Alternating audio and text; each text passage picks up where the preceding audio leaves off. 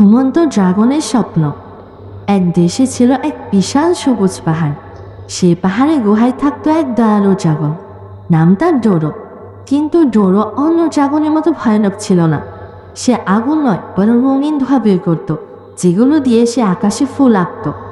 একদিন রাজ্যের রাজকন্যা লিলি হারিয়ে গেল। সবাই খুঁজে খুঁজে ক্লান্ত, কেউ তাকে খুঁজে পাচ্ছে না। ঠিক তখন ডোরো ঘুমিয়ে পড়েছিল পাহাড়ের গুহায়। স্বপ্নে সে দেখল একটা ছোট্ট মেয়ে অন্ধকার জঙ্গলে কাটছে, পাশে একটা কালো নদী, আর আকাশে কেউ নেই। ডোরো হঠাৎ ঘুম থেকে জেগে উঠে ভাবল, স্বপ্নটা এত সত্যি সত্যি লাগছে কেন?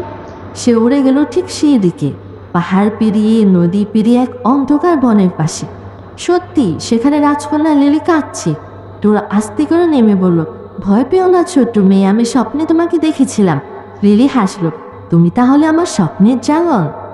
ডোরো লিলিকে তার পিঠে তুলে নিল আর রঙিন ধোয়ার পথ বানিয়ে উড়ে গেল রাজপ্রাসাদে। রাজা রানী খুশিতে কেঁদে ফেললেন।